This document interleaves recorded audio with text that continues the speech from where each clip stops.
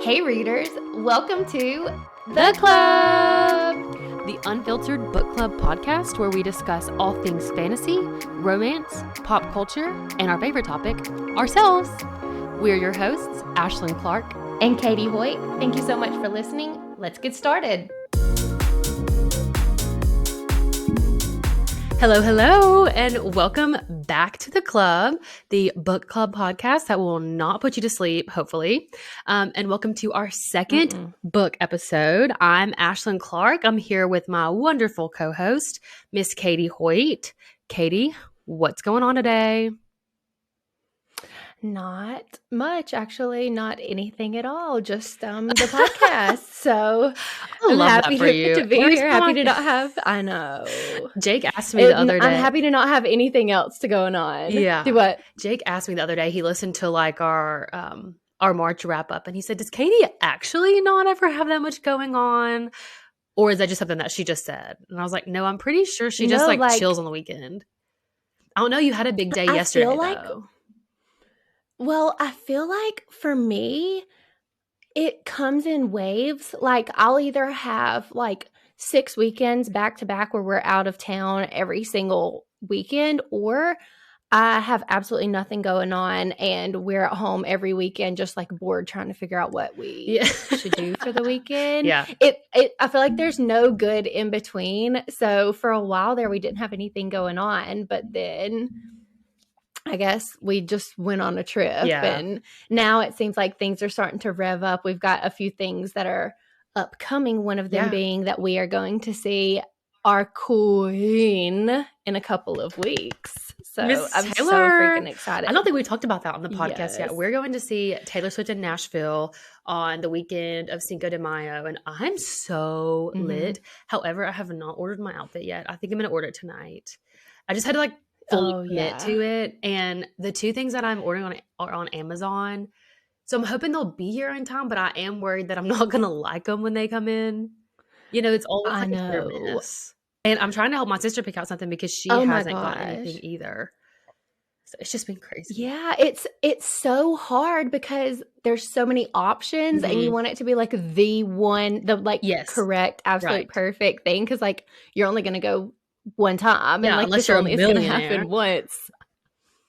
Literally, which I would go see it a million times if I could, but unfortunately I'm poor. So yeah, that sucks. It is what it is. The fun thing is that we have so many people going that we're all doing a different era. And so I think Caitlin's doing Reputation, Sierra's doing Lover, Sela's doing 1989.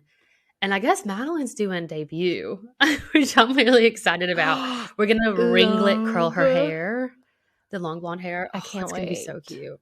So, yeah. Oh, I wanted to hear about your trip. Absolutely can't the Grand Canyon. Did you go Scottsdale? Yeah. No. So we just like flew into Phoenix and then like immediately left Phoenix, went to Sedona and then Flagstaff and then went up to the Grand Canyon. I do have thoughts, which we don't have to necessarily get into that now. But if anyone is like thinking about going to the Grand Canyon, message me because I actually have some thoughts. Were you underwhelmed? Was it not grand?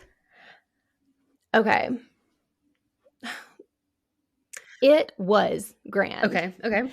And it was stunning, and I'm very happy that we did it. Like, I have no regrets or anything. I just would have done the trip a little bit differently. It's one of those things where, and we even talked about this when we were on one of our hikes, the way that we typically like to travel is like here for a day, drive to a different location, that for a day. Oh, I know. So every time you like tell me a trip plan, I'm like, why are you going to 7 places on one trip? Yeah.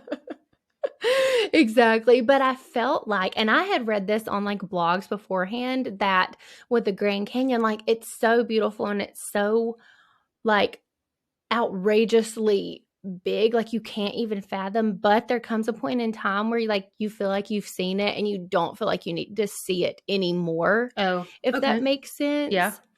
So that was really the only thing. Like, I maybe would have spent a little bit less time there and gone to some other places, or like maybe stuck around in Sedona for a little bit longer, or Flagstaff or something like that. And so then how many just full like days the did y'all route do that like we took in the canyon? So we like drove up one morning and we hiked that day, and then the whole next day we were there, and then the day after that we did like a scenic drive, and that was definitely enough. Like, my recommendation to anybody going would to be do the scenic drive like day one so that you can see it, and then do like one additional day of hiking. At that point I would have been 100% fully satisfied with my visit there. The only other like thing I would say is if maybe you wanted to hike to the bottom at that point in time, you would need a plan for multiple days. Okay. But otherwise, yeah, you really just, unless you are going to the bottom, like, you don't need that much time to do it. It's more so like because you can't really stay anywhere else that's like in close like driving vicinity. You just need to be there for like at least 2 days because you need to spend the night there. You know what that I makes mean? sense. Okay. So Okay. no, not So at all. let's dive right into our second book of our series. Spoiler warning officially issued. Our second book is King of Battle and Blood by Scarlett St. Clair. Now, I did not even realize this. So I read this book for the first time last year whenever I still lived in Montgomery, throwback.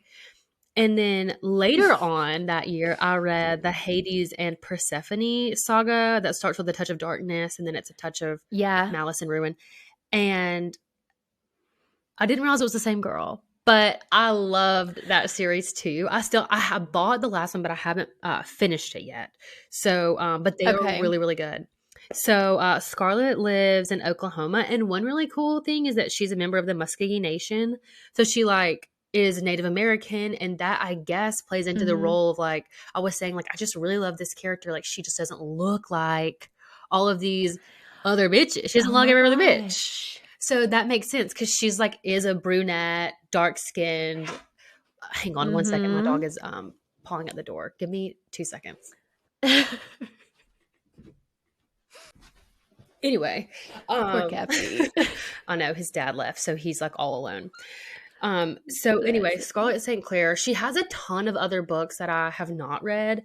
And she does a lot of translations of her books too. So there's like a Korean version, German version of all these. Yeah.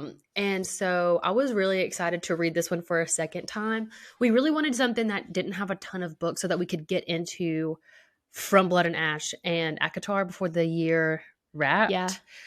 So, that's pretty much all I have. So if you want to go ahead and do the overview, and then we'll get into like our thoughts. Isolde, do you say Laura or Lara? I say Laura. Okay, I do as well, but was just curious. Isolde of Lara considers her wedding day to be her death day. To end a years-long war, she is to marry vampire king Adrian Alexander Vasiliev and kill him. But her assassination attempt is thwarted, and Adrian threatens that if Isolde tries to kill him again, he will raise her as the undead. Faced with the possibility of becoming the thing she hates most, Isolde seeks other ways to defy him and survive the brutal vampire court. Except it isn't the court she fears most, it's Adrian. Despite their undeniable chemistry, she wonders why the king, fierce, savage, merciless, chose her as consort. The answer will shatter her world. Ooh, so, did you write that ending? That's great. Okay, Katie is about to be an upcoming author. No. I feel like that really actually is a good intro. I haven't read this again since I've finished the book, so I feel like that actually is really good. Like it doesn't give away too much. So props to her for not literally telling the story in the preview. So basically we've got Isolde, the main character. She's the princess of Lara, and she wants to rule as the sole queen. Like, she doesn't want to get married, nothing. But the vampire king, who has been taking over the whole continent, world, whatever it is, comes. He sees her in the woods, and he decides he wants to marry her. On the spot. Yeah. Yeah.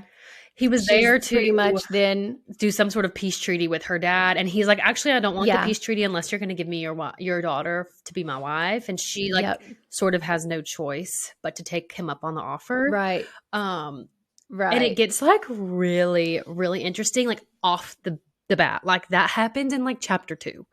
So she doesn't really wait around. There's not really much of a build up, which I don't feel like Katie was very intrigued by. I personally liked it. I like when a story gets going. I don't have to sit there and be like, I know this is the guy that's going to be the main character, and now she has to like slowly get to know him.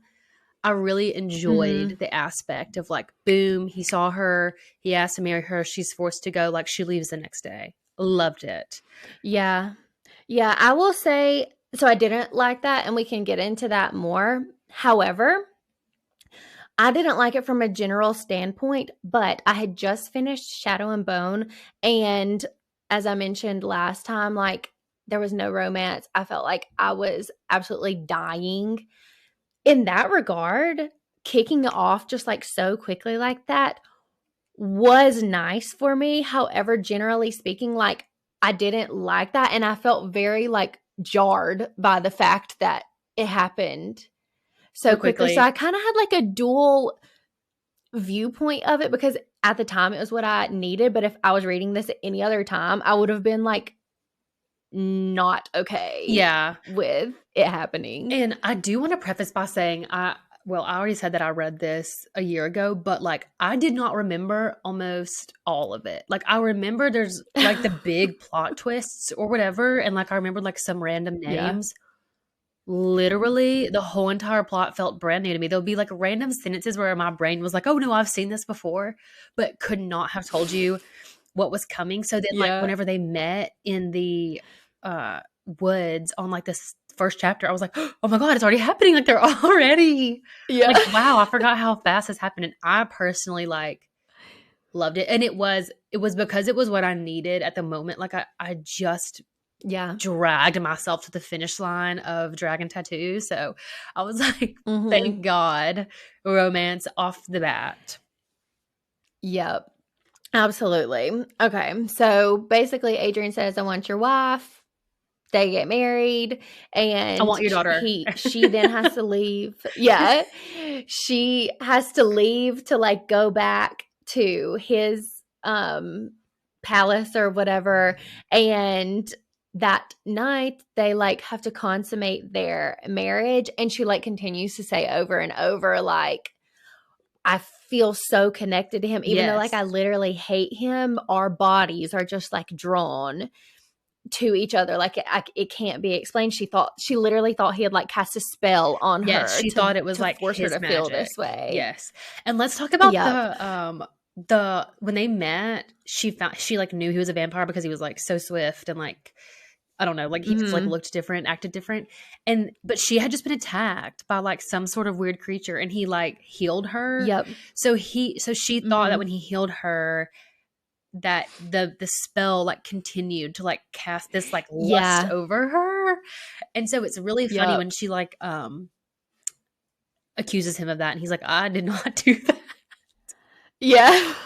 It's a really, he said that was you. Yeah, this is you. I mean, that's with me, but I think it's really interesting that she was like not only grown up and taught that like vampires are stronger than you and faster than you and can kill you, but to hate them. Like she genuinely hates vampires. She thinks that they're taking over the whole entire world for their gain, and like that they're turning all of these humans into vampires without their consent.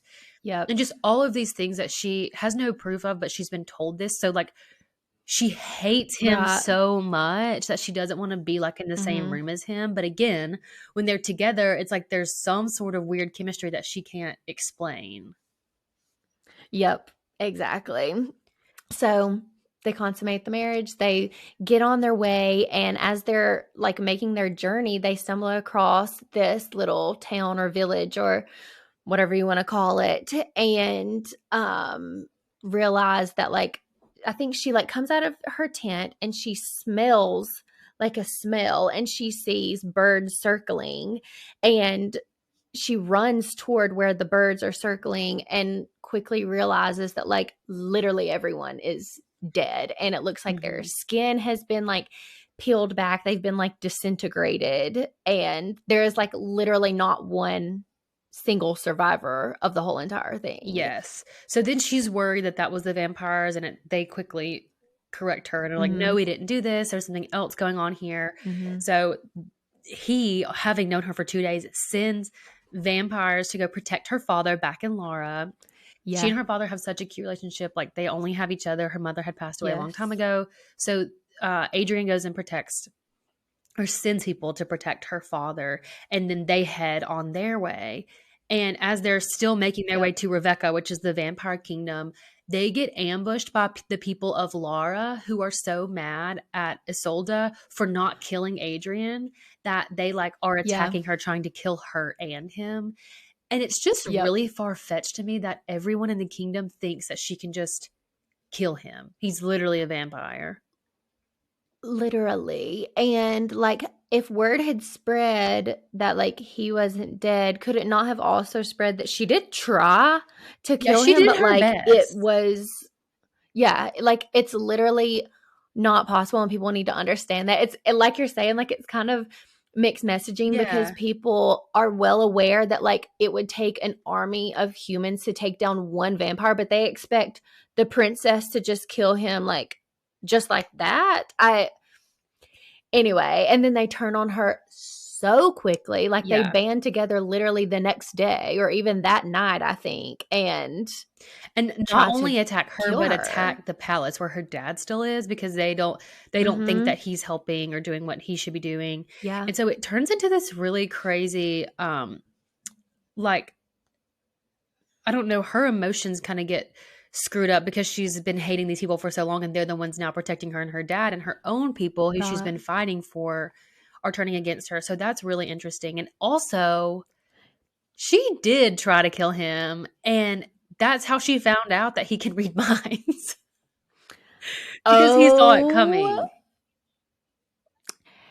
Exactly. And the reading minds thing is absolutely hysterical to me. I love that like added element of things. However, I did have some thoughts later on about like sometimes things happened and I was curious as to how he didn't know it before, because like he can read minds, and he says like she says like, I thought you could read minds whenever something happens, and he's like, I was trying to give you privacy. Yeah. But I don't know, like, because it seems like he has to try to read them. Like, you know, he has like choose. Well, I thought initially like he was saying like it's hard not to. Like it's almost as if you're like shouting your thoughts at me. So anyway, that was a little bit conflicting to me. Anyway, so they leave the village, they like burn all of the bodies and destroy it, even though that was like not customary to their beliefs, but like they literally had to out of fear that the bodies would reincarnate and attack again. They like continue on their journey, and as they get closer to the palace, another attack happens, and this time they stumble upon it like as it's going down, and they try to help people, but they like really can't. Like there's nothing that they can do, and Isolde is like trying to help this little girl, but the little girl ends up being, I don't know what the word is, possessed or sick, I don't know, but the little girl like attacks her. It causes like this really bad burn on her arm, so she's injured. At this point in time, the vampires start to kind of figure out that this is the work of magic, like someone had cast a spell, and that's what was causing all of this. And he said that he couldn't heal her because it was the work of magic. blah, blah, blah. Yeah, and this is kind of when she finds out that, like, vampires don't have magic, they have abilities, and then there's, like, a whole different set of, like, witches and dark Yeah. magic that are very separate from the vampires, but they used to be a united front, when the Yep. prior king was reigning, and so their goal now is to figure out who is, casting the spells because most of the witches were burned at the stake. So there aren't supposed to be any living witches right now. Yep. Yep. Yep. So they get to the palace. I loved the part where they get back. She like meets Anna, and Anna tries to like heal her arm, and she meets like Violetta, her lady in waiting, and they have the kind of like a ball or something just to celebrate like their marriage. That night, Isolde has someone's head cut off for First night there, really making good impressions. Yes, making statements. Yeah. And Adrian says, like, you should know, like, my queen is like a soldier first and queen second. I loved Me too. that I part. that. And I love that Adrian, like, has got her back literally no matter what. Like, she stabs the vampire and he's like, that's right. Like that she said what she said. Yeah. She stabs him and he walks over and he's like, okay, what happened? And she's like, he touched me. And he's like, okay, let me just like take your head off. Like you got stabbed, but that's not enough. Literally. It's so crazy. Literally. It was so she's kind of like staking. Scene. Yeah. So she's kind of like staying her being there. Like, this is how it's going to be. And then what happens after that? I think after all of that happens, it's a little bit more of like her and him trying to figure out what her role is as queen. And there are a lot of people. So like, because he's a vampire, he needs blood, but she doesn't want to give him her. So he has what they call a vassal. So there's like, he has his whole reign thus far, which has been like hundreds of years. He's had other vassals that he takes from, and they are all like trying to make her jealous. And so she kind of just has like, I don't give a fuck about y'all, but Adrian, you shouldn't use them anymore. So he has to like find new vassals. It's kind of more like a romance based for a little bit, but then he invites her to the court meetings and kind of goes over like what's going on in the war with her and with his inner circle kind of, and they don't like her. And so he just like has to stay on the defense about her because they view her as this like weak mortal person. They don't know why he picked her, and she doesn't know why either. So it kind of just develops as like she's establishing her role as queen, but they keep having to reinforce it to the people because they don't really want her there. And they think that he should be more focused on the future of the realm than on her. So that's what happens for a little while in the plot. And then there's also the part where she goes to court with him, and that's where Vesna's father shows up and tries to sell her like pretty much into sex slavery, so that Adrian will turn him so that he can be like the supplier or whatever of the crops. And Isolde is having none of that. She kills him as well and brings Vesna on to be, I guess, kind of like a secondary lady in waiting or like in training. It never really like is clear on that, but we get introduced to that. And also the other king comes and wants to make peace, like surrender. And what does he say? Because Adrian is like, no, absolutely not. Oh, it was in return, like to be turned. And Adrian's like, no, like. Yeah, so that's kind of the part where Isolde sees that people want to be vampires and it's up to him to say yes or no. Whereas her whole life, she thought they'd just gone around turning people and like forcing them into being a vampire. So it's kind of an interesting dynamic for her at that point. Like, oh, these people like really want to be vampires and they only get chosen if they can benefit Adrian's cause. Yes. And she's also saying that like he genuinely is trying to help the people like within his territory that he is over, and like he's offering aid and he's making sure that the noblesse men like are actually taking care of their people. So she starts to kind of see a more well-rounded view. And then also she goes like into town to the market with her ladies in waiting, and they tell her the story of like what actually happened with the witches, that they were there to maintain peace, and it was actually Dragos that the prior king wanted Yes, he wanted to like use that to his advantage for power. They were trying to keep it in check, and like when they rebelled, he just had them all killed and wanted to do away with them because they were essentially standing in the way of him being a conqueror, pretty much like being the one and only king, but he had bad intentions. Yes, he did. And I think after that, it sort of picks up with like what all is facing Adrian at once, because he wants to continue conquering the 7 kingdoms or something.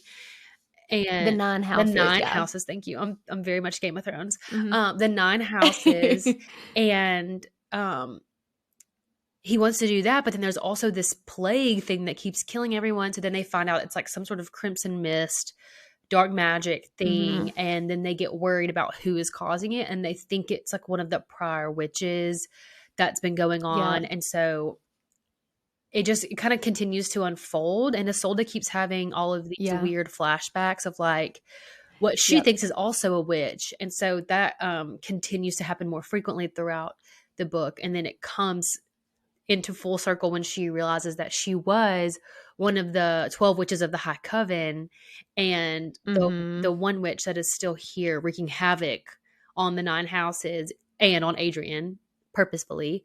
It was one of the witches who served Dragos. And so it really starts to turn into like, this is Isolde's battle and not Adrian. So she kind of has to take the reins on like how to approach this whole entire war. And she kind of has to like do her own work, like go into libraries and figure things out and like face down other people. It kind of branches off as like her problem. And it actually makes a lot of sense, because Adrian kept saying like, as soon as I am with you, I am threatened now. Like you pose a threat to my life. And she couldn't really figure out why, but it's because she's a target for these people, because she's pretty much a reincarnate of Yesenia, this witch that was burned. Yep, exactly. So then at literally the very end, her father finally makes it to come like see her coronation. They're given the exact same thing, like you need to try and kill him. And because of Isolde's relationship with her father, she thinks she can like confide in him and say like his curse was not to be a vampire, but like it's me. Like if I die, that is the only way that he can die. Like our lives are tied together. And she thinks that she's like telling her father this in confidence, but then they're like at the ceremony, and Anna's lover / vassal comes in. She like breathes the mist everywhere. It's like absolute chaos. And in kind of their like attempt to escape all of this, first of all, Ravenna, I don't know if that's how you say her name. I've been saying Ravenna. Okay. She steals the book of Dis in all of this, and you learn that Yesenia is the one who wrote the book of Dis, and that she is also the one who spelled it so it would look like nothing was written there. And at the same time, like after kind of that happens, then Isolde's father tries to kill her because he understands that if she dies, Adrian dies, and like all of their problems are gone away, which in her father's defense, like he sees this as the only answer to saving literally every single other person on this planet, as far as his perception of the situation goes. Yeah, that's how I felt too. Like I feel like I could see where he was coming from, but he put a lot of pressure on her. Like even in the moment, she was like, why are you doing this? And he was like, if you cared about your people and you found out this was the way, you should have done it the first. Like that should have been the first thing you did. I was like, oh my God, like you cannot stop putting pressure on her for 1 second. But I know. And it really, like, it comes down to being just a complete misunderstanding. Like, through history, the story got so twisted, and like her father genuinely believes this, but like not even taking 1 second to check up or question anything. No, the whole thing is sort of caused chaotic. everything. Yeah, the whole thing is very, very crazy. But should we go ahead and get into the characters, and then we can like continue to expand on like how they all play a role? So I just went in order of like how they were introduced as far as I can remember. I didn't do it while I was reading the book. I did it after. So the first one is Isolde. Yeah. So my thoughts were from her was I feel like I've had better female main characters, but I did like her. Like I think she was likable to a certain extent, but there were a lot of times where I was just like, why do you feel this way? Why do you act this way? So she's a little bit rash, I would say. Like she's a little bit more rash than I'm used to. Yeah, I would agree. And I feel like I really just like am putting a lot of stock in the second book and hoping that like we'll get more depth to her in the second book, because as it stands, I agree with you. Like she feels just a little bit vanilla. Like she doesn't, or as far as we know, she doesn't like have magic anymore. And like she doesn't have like so much power or sway. Like she's not really leading anybody but she at this acts point, like because it. her Like people she's have just turned on not her. afraid of stuff. Yes. She'll say whatever, which I personally love that she'll just say what the fuck ever. Yeah. But she doesn't have anything to back it up. Like she says and does things and just hopes that either nothing happens to her or that Adrian will have her back. Yeah. But she did say that like she has trained and she wants to continue training, but it never like happens in the book.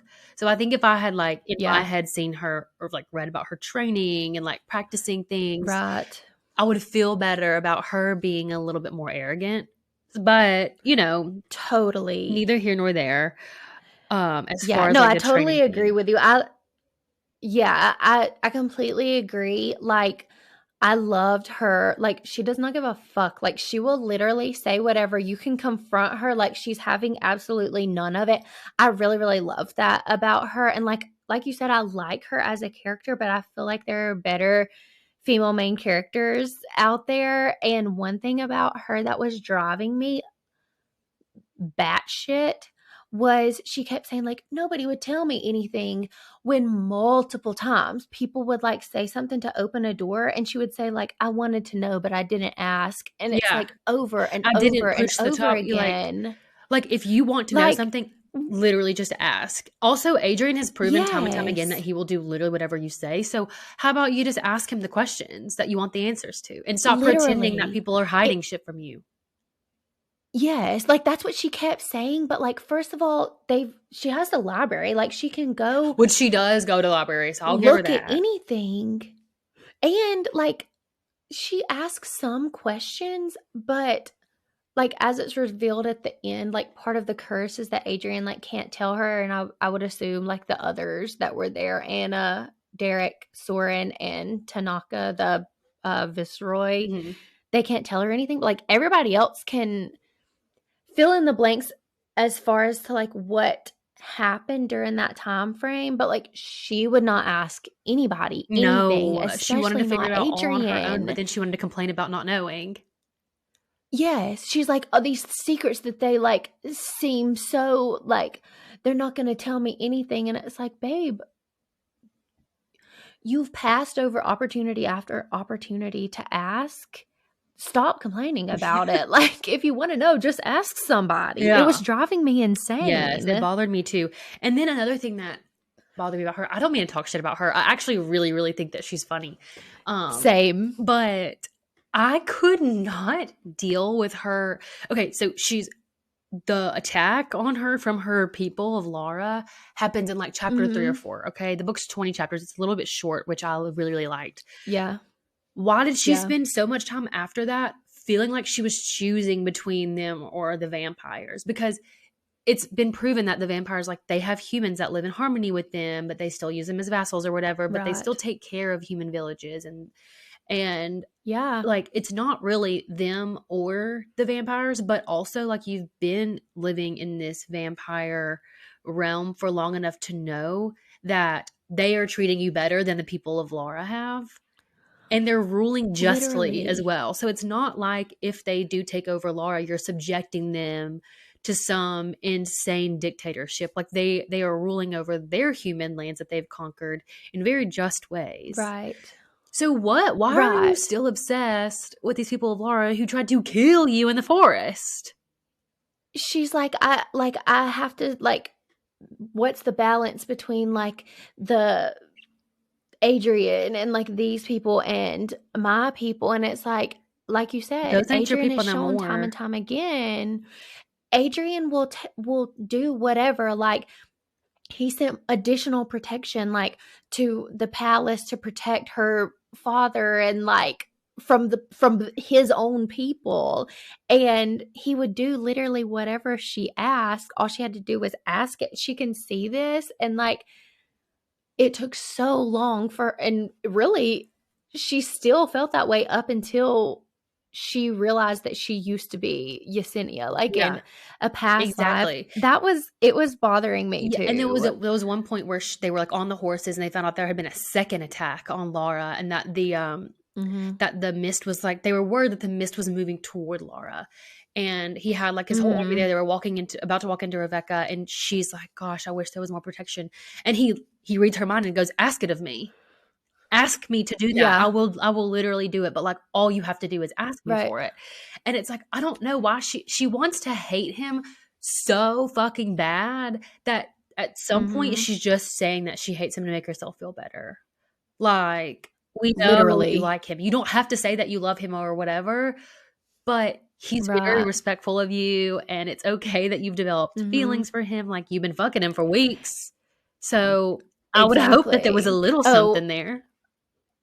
right. So one thing that I really felt like made this book more enjoyable is that the vampires are not just like feral in this one, that people cannot just be turned if people are going to, like, take from them. They have to give their permission. That gave me, like, a little bit a sense of relief when reading it. Like, if Mhm. we're comparing it to, like, The Serpent and the Wings of Night, like, it was literally just like fair game. Anybody could kill you at any point in Yeah, time, there's a and lot more at the stake there. vampires, yeah, the vampires, like, not being that way in this book, I had, like, a sense of Yeah, relief when reading it, like, and the when she vampires, like, goes don't out to want the that. They wanna market. keep their own vassals. Like, they want them Mhm. to live. Exactly.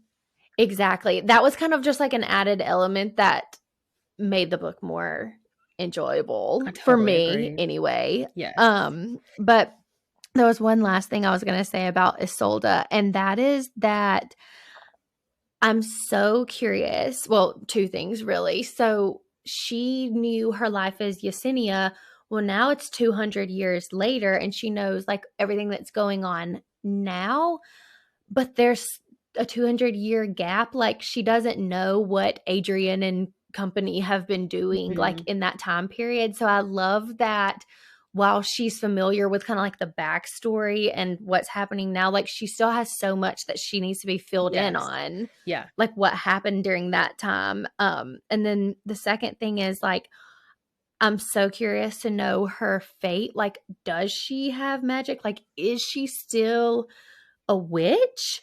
Or since she's not a witch, can she be turned? Like, what's kind of That's what I wanna the know.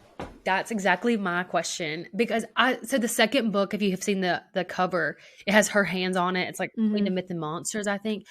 So I think it's Mhm. going to be mainly focused on, like, what is gonna happen with Isolde, because she doesn't have powers that we know of. She's what, 30 Yeah. or 27? 26. Okay, so she's older. So I feel like if she was gonna have powers, she would have, like, evolved into those, by now. Mhm. So I hope that she can be turned, but when she gets turned, she has, like, really special power or gifts or whatever they call it. Yeah. So Yeah. since even though she can't use magic, I think it's, like, really I'm hoping that she'll be able to tap into more of her memories on her own now that she knows that they're there, and kind of relearn at least about the magic, because she did that when Ravina showed up. She like remembered what Ravina's powers were. Yeah. And so now that Ravina has the Book of D's, which I'll call it D's, I know you call it Dis, it's spelled like this, but I've been calling it D's. I'm hoping that she'll be able to remember like what's in there, but also like how to like counteract whatever Ravina's plans are with using it, because it doesn't sound, it sounds grim. I know. Oh, that's another thing. We can talk about that later, because I would love to speculate on what we think the book is going to be used for, but let's move on for the time being. So next up we have Killian. Literally, get out. Killian, the way I wish this man had died in this book. Yeah. I'm so sick of seeing it. I'm sick of seeing it. Like, I don't want to see his name on my page anymore. We start off hating him page 1. Like, the first conversation in the book is her, like, being a bitch to him, which is amazing. Like, I loved when she was a bitch to him because he treats her like shit. But we shouldn't have to keep having this same hash out of their drama. Like, it's essentially nothing. He has literally not one redeeming quality. Like, he absolutely has got to go, and he like is so manipulative to her, and she says it like at the very beginning. She says, if there was one thing I hated, it was a man convinced that I didn't know my own mind. Like, whenever she would say something, he'd be like, oh, you don't mean that. Like, trying to literally like gaslight and manipulate her. It was making me absolutely furious. Every time his presence was like stated, he's got to go. And at the end, he like joins them whenever, after for her father's everything kind of settles down, and they're like, yes, and he's like there with the crew. I have no interest in like a hero arc. Like, I don't want redemption for him. He's got to go. Like, I don't care if he I want to never see him care. Again. I want to never hear of him again. Yeah. Like, if he dies, I'm not even going to say rest in peace. Like, I just want you out of the story. I like don't know how she has beheaded men for less at this point. And so has Adrian. Why is he still alive? I don't know. It's like she like won't. She will like pop off to him, but like she won't act out, and she's got to like. This is my worry. She must be the one to end him. This is my new worry. Okay, because at the end we know her father dies, and I think personally that she has spared him so long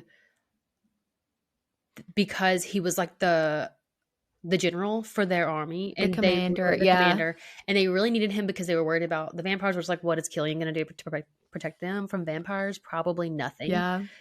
But now that her dad has died, that would make her the new monarch, right? Yeah. I didn't even think about that. Oh my gosh. So now she's going to have to deal with him because it's not like he just loses his spot as commander.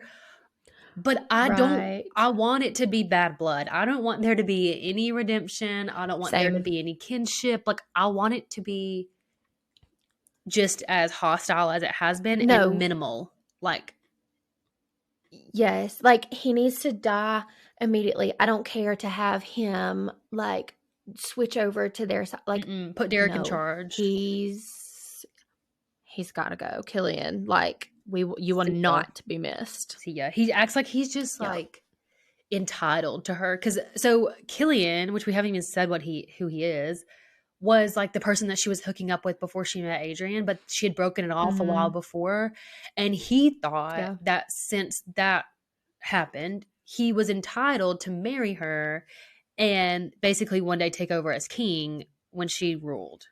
And like, I aspire to that level of delusion. I would love myself.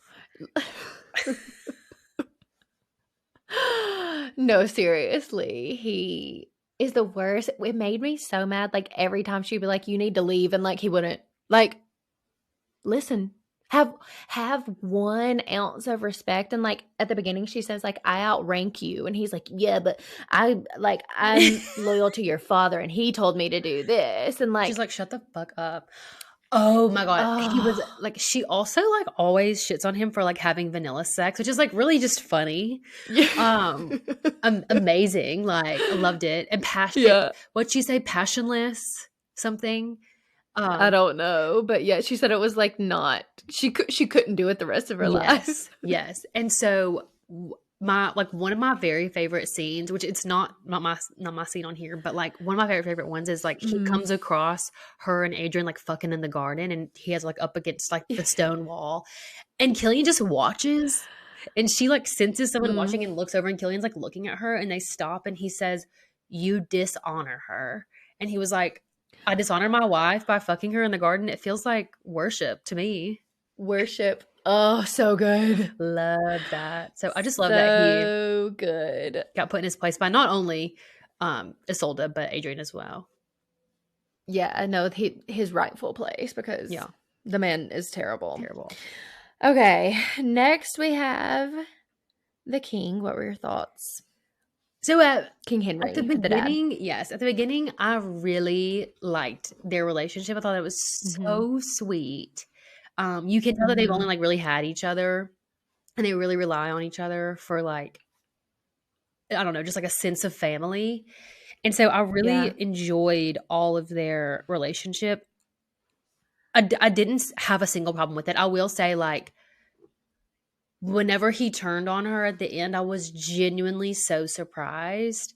Because I thought, like, you know, there was that a little bit of that pushiness of like, you need to kill him or whatever, but he never said it outright. He would just say, you're the future of our kingdom, you know, whatever. And so I thought maybe like, okay, maybe he wants her to like live and like kind of own her place as the queen. And then whenever they take over, she'll have more of like a role in what goes on in Lara.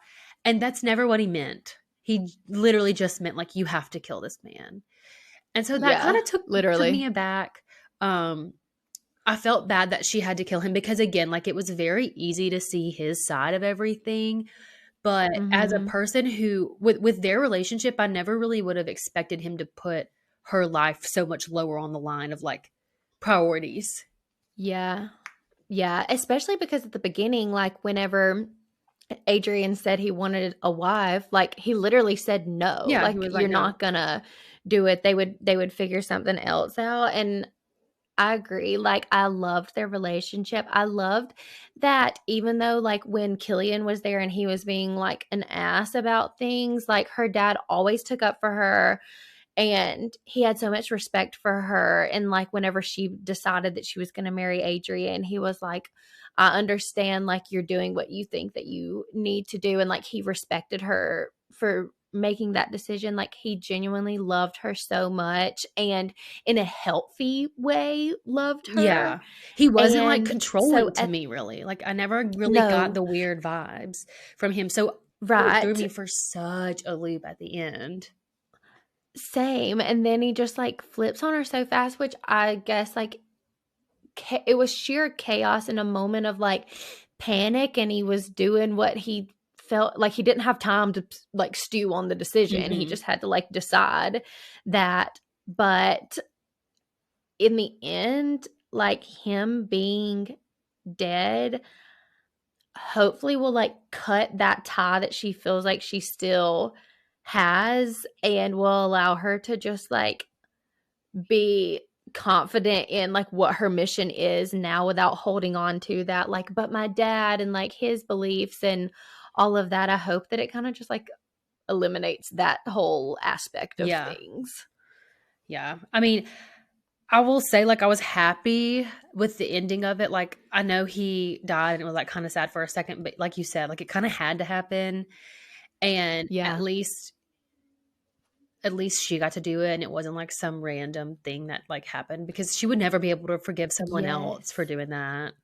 That's literally what she says. Right. Like, Adrian was like, "It should have been me." And she's like, "No, like, it had to be me because I would literally never forgive you if you did that." And she says, like, even like, just as I will never forgive myself, but I guess it would be easier to live with it knowing like it was either it was you or her him. own.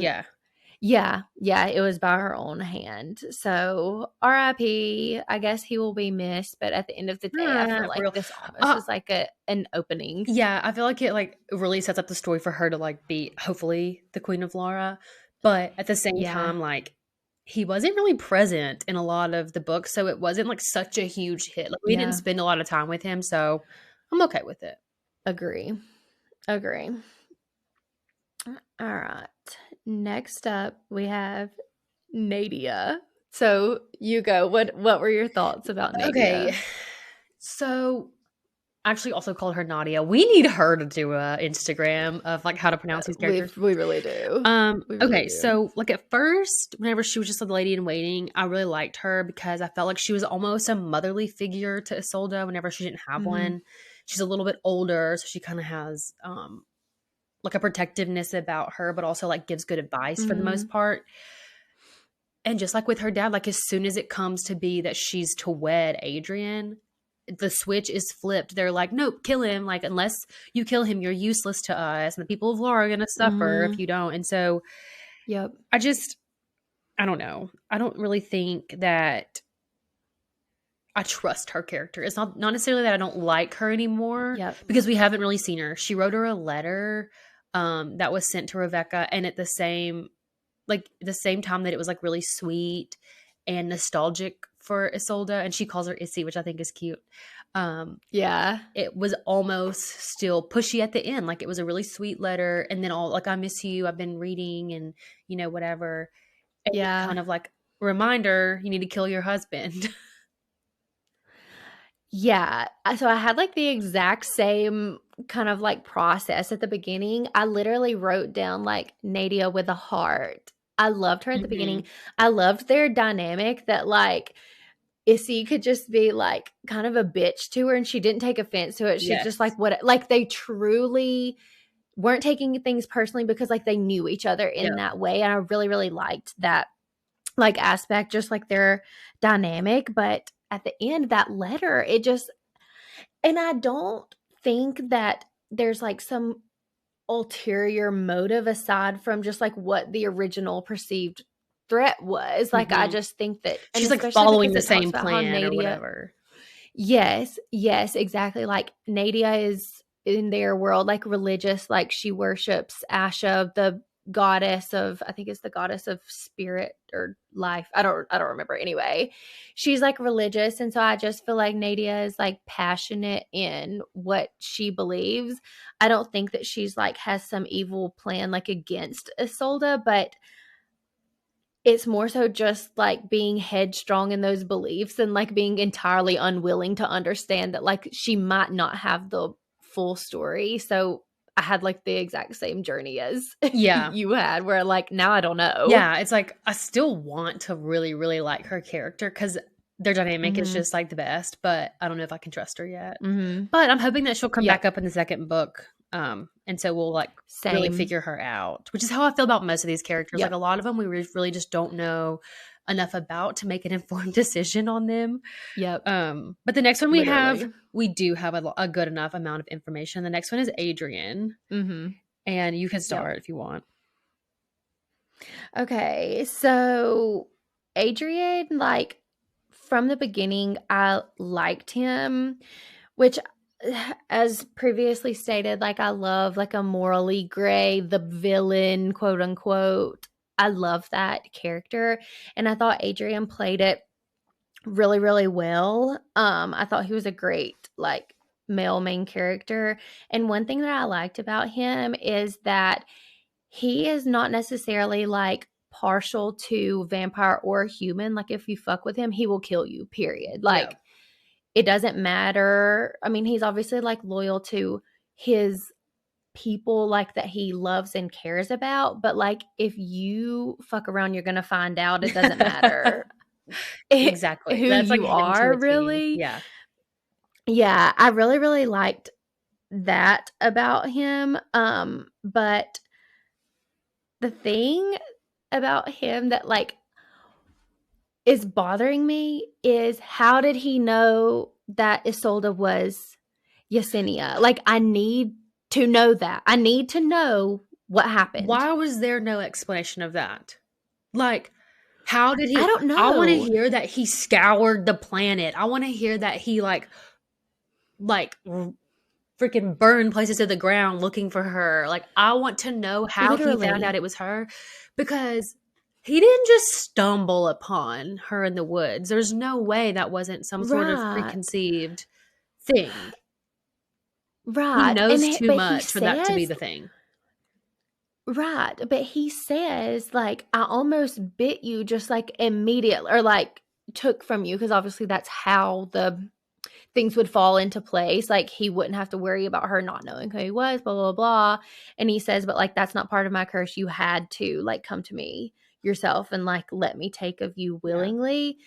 But he knew immediately that it was her. And like, I went back and read the whole book. Let's go ahead and be like, dead honest. Yeah. I went back and read the book again to try and like refamiliarize myself with things. And like you've kind of touched on, like, we don't know a lot about the characters. I thought I had forgotten things. Like, I didn't. We just like actually don't didn't know a lot learn. of shit. Yeah. Yeah. We just like actually, the author like never tells us these things. But yeah, like how what I was saying is, I went back and read like the physical descriptions to see if they looked alike. There's nothing that would like be telling either way. Like, Isolde describes herself as like brown skin. Like, she says she has dark waves. I don't think she ever mentions like her eye color. I would assume dark, just because like all her other features are dark. She describes Yesenia as like dark hair, dark skin, and she says she has like her eyes are a mix between like violet and blue, like they were both colors at the same time.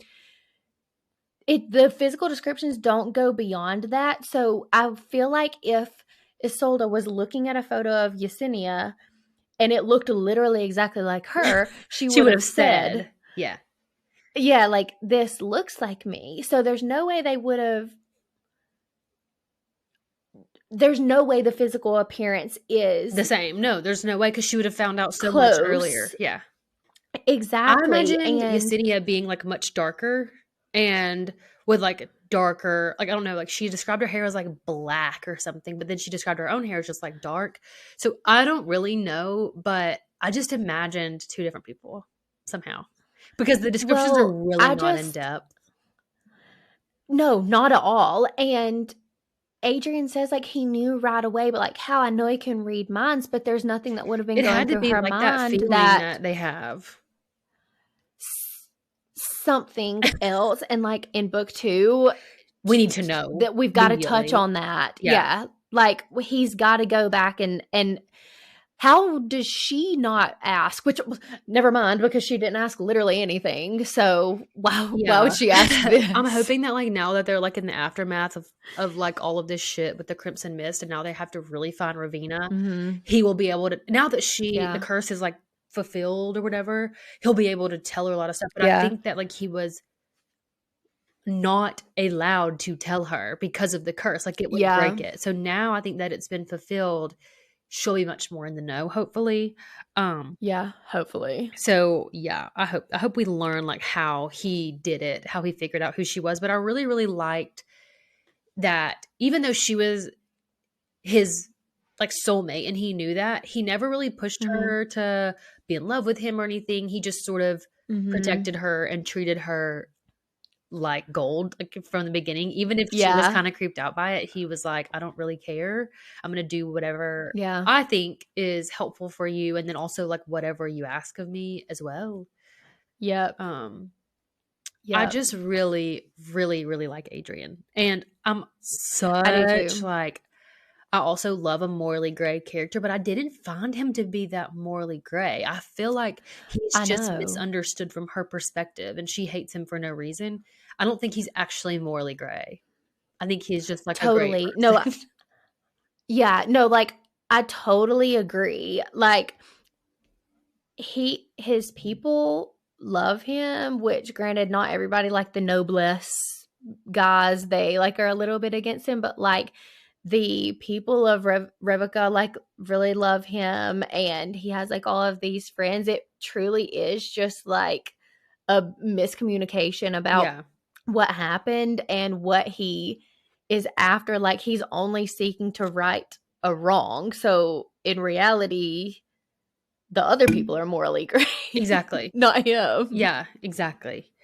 So, yeah, I cannot wait for more of this man. And I'm really happy that they're both on the same page now so that their romance can like really take off. Like, I'm just ready for. And yeah, you know what I actually really liked was that she's having a hard time still like recalling all of the memories and like recalling everything that has happened. Like, I feel like that's going to set things up for like it still to be questionable about like what happened, because she doesn't necessarily remember everything in detail, and we're still going to have that added aspect of like the surprise things from her past. So I'm happy that it wasn't just like every memory from Just everything, every single her. thing like came flooding back. Yeah. I am excited for her to relive, and I think he'll be able to help her. Like if he tells her about things or whatever, she'll be able to like come back into it. Yep. So now that we talked about Adrian, let's talk about his little crew. So he has Soren, Derek, Miha, Isaac, and Tanaka. How do you say it? I said Tanaka. Okay. So these are the people that he is closest with and he trusts the most. Most of them I think know about the curse, or maybe it's just Soren. It's Soren, Derek, and Tanaka and Anna are the 4 people who are in like his inner circle that know about it. Yes. Okay. So these are just basically his confidants, and they are also in charge of his army. And I feel like I don't know them a lot, but totally, the little pieces that we're getting, there is some sort of differentiating factors. I thought it was hilarious that she was like going to his tent that night before they were supposed to be wed, and Isaac and Miha and Soren come up to like basically take her because they don't know who she is, and they're like taking her hostage, and she stabs Isaac and like they're like, instead of like biting her, he's like, oh my god, shit, like why'd you do that? Yeah, and then like after that they continue to give him shit about it, like don't forget, like, she stabbed you or whatever. And then at one point, I loved that. Then at one point, it was funny because like you aren't expecting it, like you're expecting them to be pissed, and then like immediately you get like comedic relief. It was so welcomed to me anyway. Me too. Like they're like normal and they're not actually just out there trying to kill everybody. Yes. And I know like one of the scenes he's like talking to them and to Adrian, and Isaac's like, well, who else can say they've been stabbed by the queen? And Adrian's like, literally me. Yeah, twice. So I think that's so like, good. They're the comedic relief that you really need for the story, but they also have a lot to offer. Like they help her a lot. They answer her questions. They show her around. Yep. I like Derek. I feel like he's dark and mysterious, and we don't know a lot about him, and he's like really moody. Yes. But he has the greater good in mind. Totally. And he's very serious and very focused on his job. I'm with you. I really want to know more about these people, but I can't explain this. For some reason, something between Derek and Soren, I don't trust. Whether it's one of them is doing something that the other doesn't care for, or they're both plotting something together. Like I can't put my finger on it. Yeah. But something is off. Something's off because they were fighting on that the night of the burning rites. And then at the end, whenever Ravina knows that she's Yesenia, she goes to Adrian. She says, one of your 4 has leaked. Yeah. So you have to figure out who that Yeah. is. So I'm wondering if there's something there that Derek knows, or I don't know. And so, yeah, it's very interesting. I also Yeah. was so nervous at that one point that Soren, because he like saves her from something and then she wakes up in a memory, but she's like in a cell. And I'm like, oh, like Soren like took Yeah. her and abducted her, but it was just a memory from Yesenia. Yes. And I was like, oh, thank I thought God. the exact It was so scary. same thing. But I actually have a little bit of a different theory. So like as far as somebody in the people that were there that night, like telling Ravenna, or however you're saying her name, Ravina, I think the obvious answer is Tanaka. But also I think like the same thing.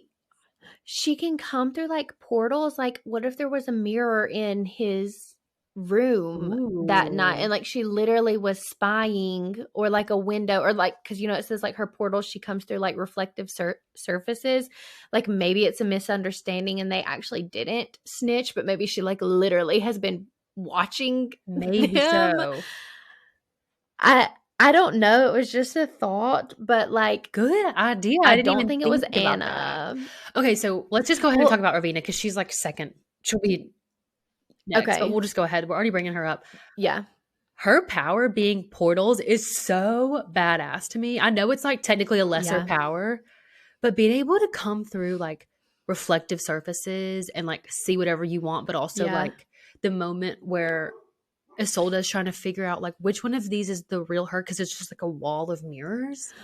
It's so sick. I loved it. So like this girl, like, call me crazy, but I like her. I like her character.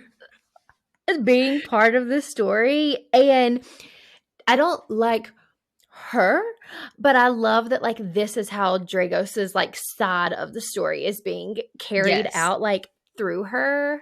It's like obviously so you're this is, supposed like, to where hate her because she's the villain, but like right. I haven't seen a villain this cool in quite some time. Yes, and another thing is that like when Isolde's talking to her, she's like, "We loved you," like the High Coven, like, "We loved you," or whatever, and she's like, "Don't say that." I have this thing where like with a villain, I always want them to like come around in the end and heal their trauma pretty much, and her to realize like she just kind of had it twisted. But with her, this is where I like kind of wanted to speculate about like the Book of Dis, because I don't know why Yesenia was writing it. Either like she had a vision, like she did see the future and saw that everybody was going to die, and so she was trying to figure out how to like bring people back so that they could continue like fighting this battle. Or I think that maybe Ravina wants it because she wants to bring Dragos back, and like so he can rule again. It's so interesting, and I love that like you're left like with a cliffhanger, and like the literal last line is that like it was dark magic, and it was like it could bring people back from the dead. Yeah, because you're just left being like, okay, so now what? Like, who is she trying to bring back and why? But I also think that it's Dragos. But maybe I'm just thinking that because there's been a couple other books that have that same theme where it's like you really want to raise this person back. But I think that's a good thought. Like, why was she writing that dark magic? But I think that's a good idea that she wanted to raise the coven back if she had time, like after they died. Yeah. But I'm not really sure. I'm interested to see like if she was doing it at Dragos's request and then realized how wrong it was and then spelled it to be blank or what. But it definitely is fishy that she was writing it at all. So yeah, absolutely. Okay, our last person is Anna. We kind of skipped over her, but I know you really liked Anna. I actually really, really liked her character because I think she has a ton of potential, because So we find out later on in the story that she was Yesenia's best, closest, truest friend. And so I think it's going to open up doors for her to be that for Isolde, just because they have that history. She also seems like she's very in the know. She's Adrian's cousin. So she grew up with him, so she knows that aspect of it, but she was turned the same era as him. She's not like a new vampire. Yeah. So she's sort of been at his side the whole time. And I wonder if she was like one of the first that he turned, just because she is so close to him. I also just like, it's me liking me again. Like, I love that she's a healer, trained in medicine. Like, I just think it's so cool. And she like has all these really good ideas. I was interested, or rather intrigued by the fact that she was with a human. Like, she fell in love with her vassal, who was a female. That ended up like literally dispersing the mist everywhere. But like, I love that she like wasn't pressuring her to turn into a vampire, and like she was just letting her be. Like, she just seems really down to earth and understanding. And I feel like there's a little bit of badassery that's left to be tapped into that will hopefully come to fruition in the next book. Totally. So my feelings about her were like, I'm just so neutral about her, but like I want more of her, because like I just feel like, again, like you don't really know these characters that well, but I really want to get to know her and like her background, like how she came to be turned, all of that. And then I know that they mentioned like one of the four is the traitor. Like, I absolutely do not think that it is her. I feel like she is loyal through and through to Adrian, which that is like, as long as it wasn't Ravina spying through the mirrors or whatever, like if someone actually told her, I genuinely don't think that it was her. But yeah, I was just kind of neutral about her, and I loved that she was Yesenia's best friend, like in her past life. I really have a strong opinion about how Isolde needs a best friend. So, like you said, maybe it'll open that was door like for her. Alone for a while. 100%. The only person she really had was Adrian, and like she was pretending to hate him for a while. So and like Sword would pop in and out, but like that's not really like your friend. That's just Adrian's friend. Literally. So I think that kind of wraps us up for characters. So let's do favorites. Favorite character. Mine's obviously Anna. We already talked about it, but I just don't feel like there's enough that I know about any of them to make an informed decision. I think my favorite character could very well change in the second book, or as however many books they have, like as the story progresses, it could change. Yep. So mine, and I'm exact same as you. Like, if I have to pick, it's gonna be Adrian. But I just, again, like I really feel like Isolde needs a best friend. Like, I'm looking for that character who's gonna come in and be not so involved with everything, that they have like such a stance on things, but is just like there for her for comedic relief, like somebody that you genuinely just like love and feel like close to. I felt like that was lacking in this book, and hopefully it'll pick up like in the next one. For some reason, I want it to be Miha, because like you get nothing from her pretty much. Like, she only has a few lines, and she's like a warrior. Like, I want her to be important. Yeah, her and Lothian, the library guy, like he has some potential too, and he's a very kind of like neutral player. Like, he's not like overly involved in things, but he obviously is there. Like, he lives at the palace, and he can kind of be like an outlet for Isolde. So I thought he had potential too. I think he has really good potential because he knows a lot of stuff, and he's also a vassal, so he probably gets more like tea too, like not just like literary knowledge, but like knowledge of like, what's going on in the palace and things. Yep, exactly. So we'll see. I think as we go on to read book 2, I think our opinions will kind of like shape up a little bit better. But as of now, like I really don't have a favorite character, and that's just because like I feel like they're all on kind of like level ground in my mind right now. So yeah. What about your favorite scene?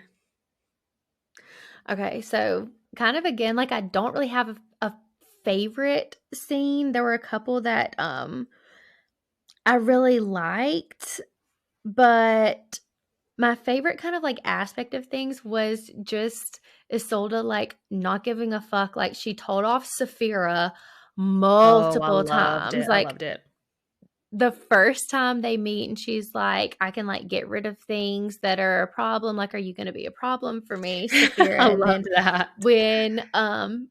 When she like finds her in Adrian's bed and Adrian literally has her ass drug off to the dungeons. Like, I love that. I love all the times that Isolde told off Killian or like the girls in the garden. Mm-hmm.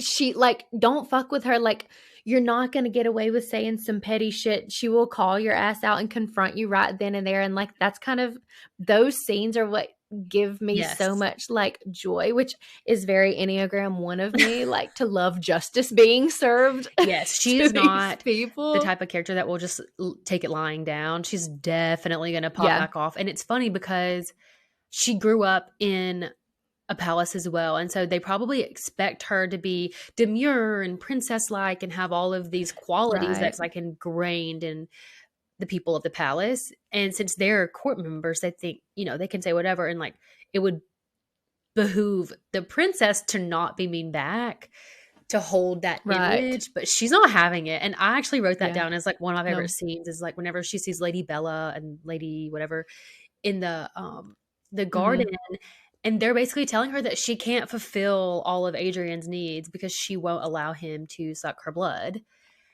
And they're like, it's okay. We have tons of us who are like happy to fill the position for you, blah, blah, blah, and all this stuff. And she's like, okay, did y'all just come here to brag about fucking my husband before me? And they were like, what? So I think that dynamic of this character is one of my favorite parts of her. Like she's not a girl's girl in that regard. Like she's not going to sit there and take it from you. Like no. So I liked that. No, definitely not. And I loved the scene where she stabs that one noblesse because he touches her. Like, and then she's like, he touched me. I'm like, yeah. Okay, you feel very sure in your decision. And I loved that. Like, it was very much set the scene. Like, yes, I'm here. Yes, I'm human, but I'm not someone that you can just treat how you want. And these are the consequences. So enjoy.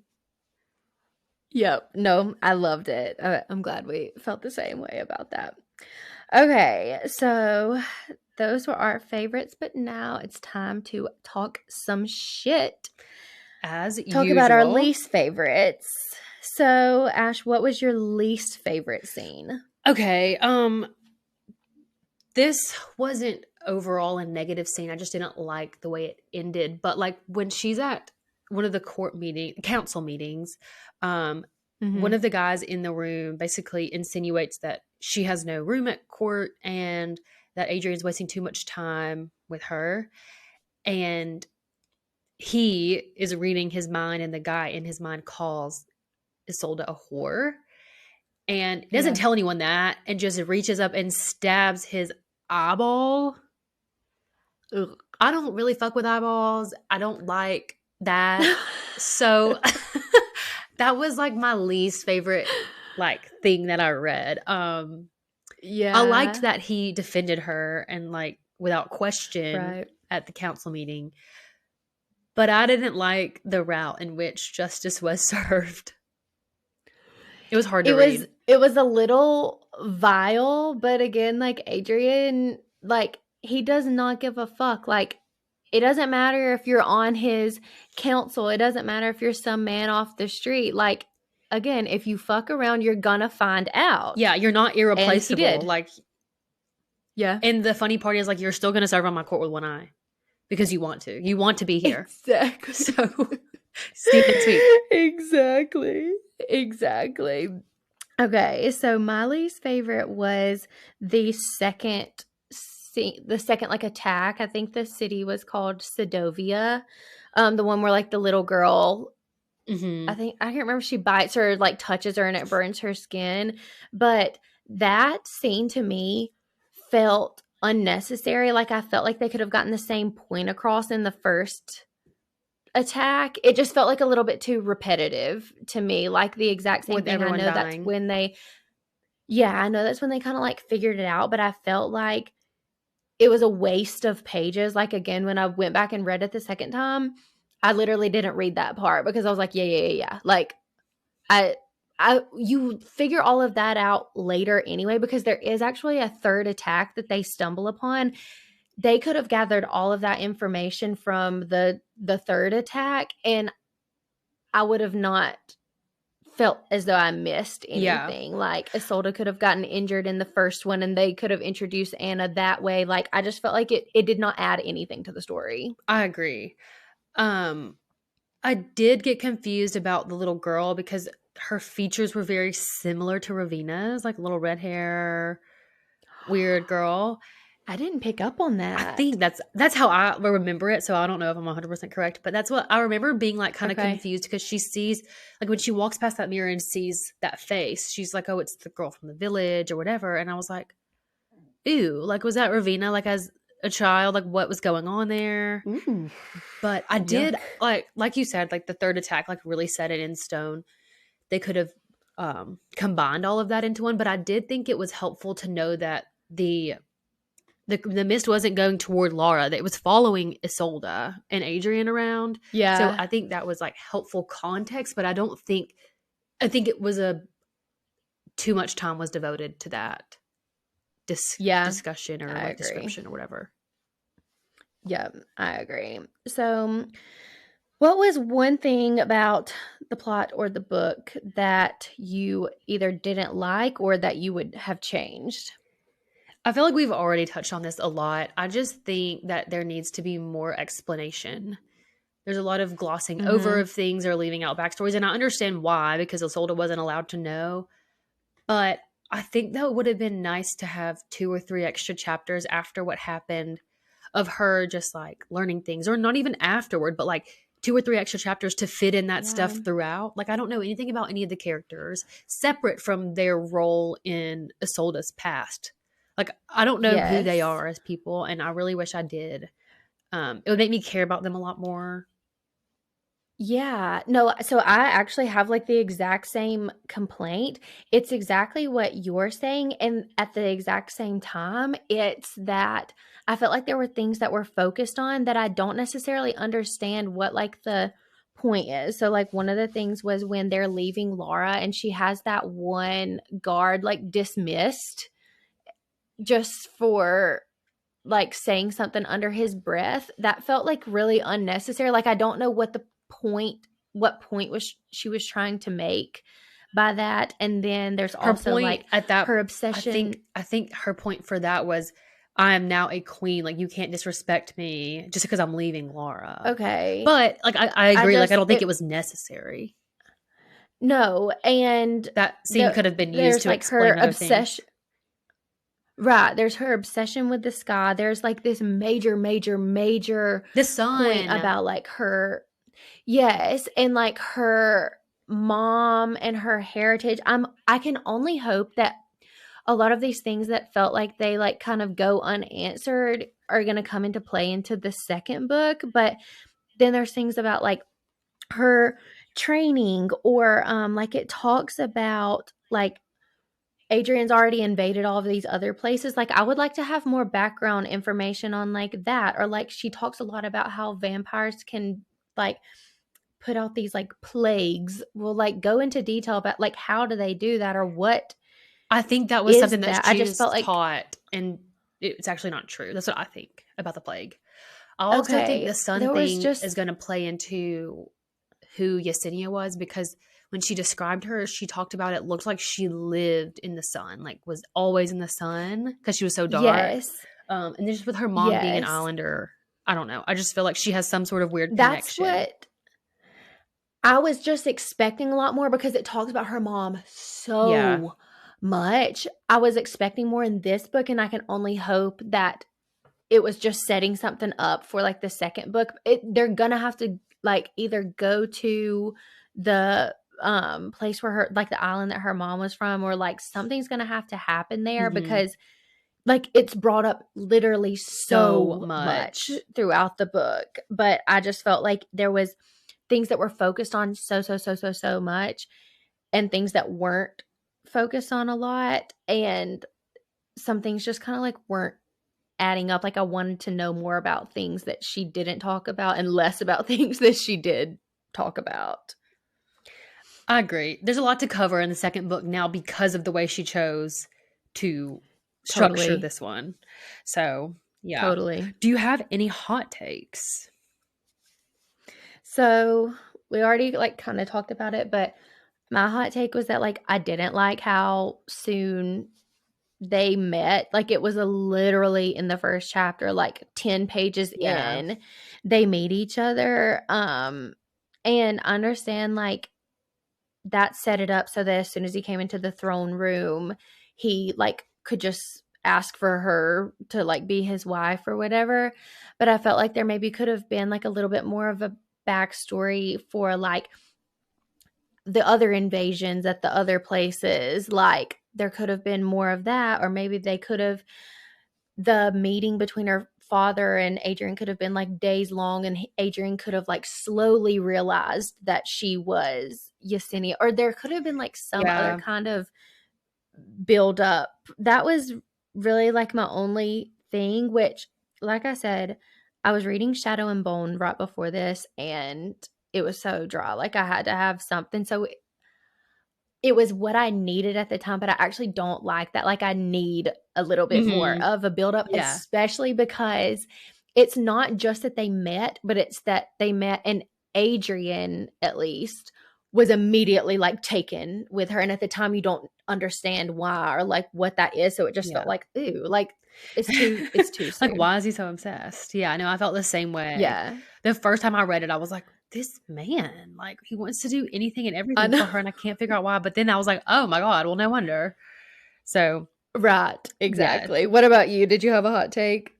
This isn't really about this book in general, but like I said, I had like tried to do the rom-com thing, and then I did what's it called? Dragon Tattoo. Oh, and I forgot, like I picked up the book Hooked from Barnes and Noble, and I think it might be a little too graphic for me. I might give it one more chance, but like literally I'm only on chapter 6, and there was already like a very graphic description of murder, and I was just like, this is a lot.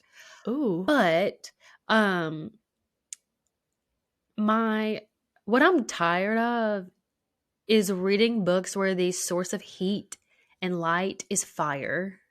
Like this book talked a lot about fire just because that is her fear as a past life person who got burned at the stake. Like I get it. I'm so sensitive in real life to the smell of fire and bonfire that like when I'm reading it, I'm like, I can't imagine, like they were talking about how there's like roaring hearth in this room with all these people. I'm like, they probably smell so fucking bad. And I don't want anything to do with that. I never, ever, ever thought of that before, but like you're right. Did they not smell like smoke? Does the house not smell like smoke? Like literally 100% of the time. Yeah, it's how they have to heat. And maybe at that point it's like one of those things where you don't really smell the bonfire smelling bad until you leave. So like you're never really away from the fire, so maybe you don't notice, but like I'm sick of it. I'm so sick of it. But it's just like the medieval vibe. And again, like I'm reading Game of Thrones again. So like that's also very medieval. And yeah, it's just like everything feels unsanitary. Yeah, no, 100%. I hate when like they're traveling and it's like days before they can. Yeah, where he was like, yeah, I'm not going to be able to bathe for a few days. And then he brings in like a rag and some water. Yeah. Ew. Yeah, in a different book that I've read recently, the girl like doesn't get to brush her teeth for like probably 2 weeks, and like I couldn't, and she was like kissing, and I couldn't get it out of my mind. No. Like, and I hate when they describe people being close as like I could feel the heat of his breath. I'm like, babes, ew, don't. Why would you want that? Why is that a good thing? I don't want to hear about it. No, like this man probably hasn't brushed his teeth in days. Y'all been on the road. Yeah, it's like Yes, it's like I could feel, like, his breath on my mouth, like, "Well, tell him to Ew. back up." Like, I don't want anybody breathing on that's, like, such a I feel like I'm, like, sensitive to smells, and so, like, that's, like, a thing Yeah, like, for I don't me, want but, that in my yeah, face. I agree with you. The smoke smell, like, having smoke in your hair, no. Yeah. So that's her life, just living with the smoke smell, but anyway, Yep. so what are your overall thoughts, with your stars for, like, the rating and then the stars for, like, chili pepper spice scale? Okay, so I did give this book 4 stars. However, I actually don't believe that it deserves 4 stars. Let me reiterate once again, I came off Shadow and Bone. Desperate I was for desperate. romance. This was exactly what I wanted and needed, and that's why I gave it 4 stars because, like, I feel like we all do this. Like, you rate things, and it's, like, based off of other things that you have read recently. Like, I compare things like, "Oh, this was better than this last Yeah. book, so I'm gonna, rate it Yeah. higher." But overall, I don't feel like this book is, like, a must read if you love fantasy, but I would definitely recommend it to people, like, if they were just asking for a recommendation. Um, and then for the Chili Peppers, I gave it 3.5. I felt like it was definitely, like, you get your feel. There's several sex scenes, and I felt like they were detailed enough. Actually, I felt like they were perfectly detailed, if I'm being honest.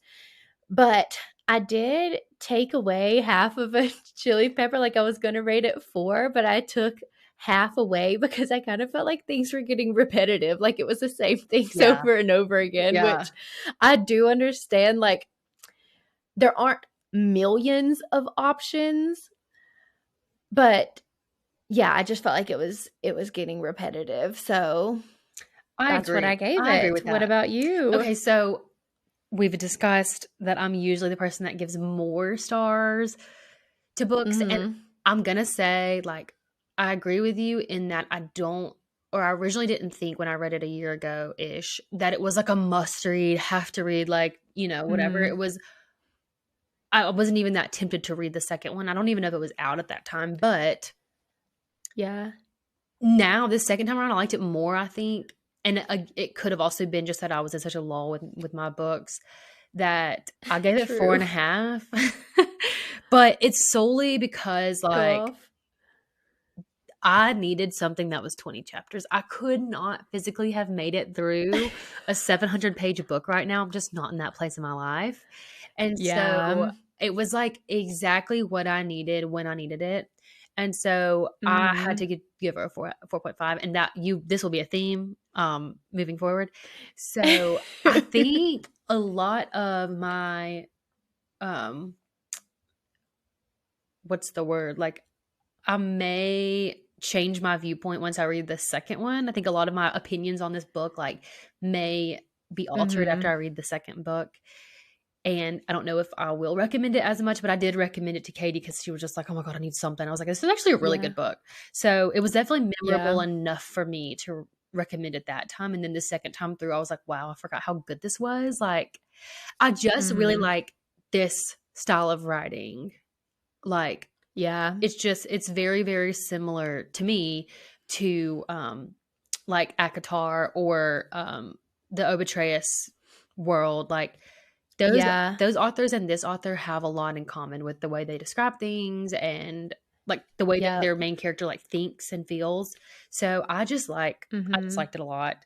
Um, I gave it 4 out of 5 chilies because I haven't read a fantasy book with that much sex ratio in it in quite some Yes. time. I think it's a 4 out of 5 in amount, but I don't think it's like you said, like, it gets a little repetitive, it's vanilla, it's not, like, crazy, but I personally like Mhm. that, like, I don't wanna hear crazy shit, like, I just want it to Yeah. fulfill the romance sector of this genre for me, and so I liked that it didn't get, like, too crazy, kinky, wild. I I completely agree with that. Sometimes, like, they go in such detail, it actually makes me, like, cringe Uh-huh. even sometimes, and I didn't feel that way with this. Like, I just felt like perfectly descriptive. Yes. Enough description. Yes. To where I knew what was going on, but not so much that I was like, okay, that's enough. Yeah. Yeah. Like blushing. Yeah. Reading Yeah, it. Exactly. So I think it was like a really, really good amount and amount of description of each one. Like, you know, it wasn't too much. Like, I feel like I've read books with more that I'm like, okay, well, like, I really missed the plot. But this one's like not really like that. Right. Yeah, no, I completely agree with you. I think that for both of us, this book was what we needed. And I'm so happy that we read it. Like, I actually can't wait to read the second one, especially because it ends on a cliffhanger. So I'm excited. So do we want to share, which we've already said, what our next book is going to be? So the book for May is The Ashes and the Star-Cursed King by Carissa Broadbent. I could not be more lit about that. And I will have finished 6 Scorched Roses and hopefully Slaying the Vampire Conqueror by then. And we'll be able to just like kind of hash that out. Maybe we can do that for the April wrap up. And we'll be able to just like talk about those. But like, okay, I cannot consume enough Carissa Broadbent. So if she could go ahead and have that next book coming out when I finish up the May book, that would be good. I know. God love her. She's like going to be going on maternity leave. She literally said the next book won't be out till 2024. So like we're in for quite a wait. Man. But she deserves it. She's really been working her ass off.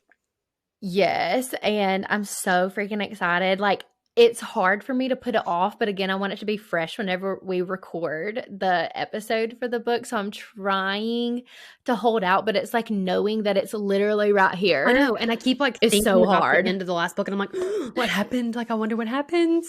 I know. I feel like it's happening without me. Like, everyone's reading it and we don't know what's going on.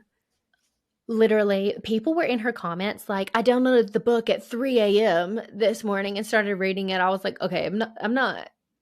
That's not me, but like I respect that, honestly. I wish, yeah, like truthfully. Same. I wish my life would be able to account for that. Exactly. So that's going to be our next book. That episode will come out on May 16th, and I absolutely cannot wait. Me either. I'm so excited. And we will be TBD on an April wrap up when we'll record, when we'll post, if we even do that. But I really enjoyed doing the March wrap up. So I'm hoping that it's in the cards with our schedules. But I think that's our show, you guys. Thank y'all so much for tuning into The Club, the book club podcast that hopefully won't put you to sleep. We're so excited to have this podcast. We did go a little bit long this time, so I would like to apologize. We are available on Apple, Spotify, and anywhere else you get your podcasts. Also available on YouTube. So if you're watching on there, please subscribe and give this video a thumbs up. And if you have any books that you want us to read and review, please submit that to theclubgirlies@gmail.com or by Instagram DMs at Girlies of the Club. And if you have any feedback, we welcome that at both of those places as well. So thanks, guys, for listening. Awesome. Thanks, guys. We'll see you next time.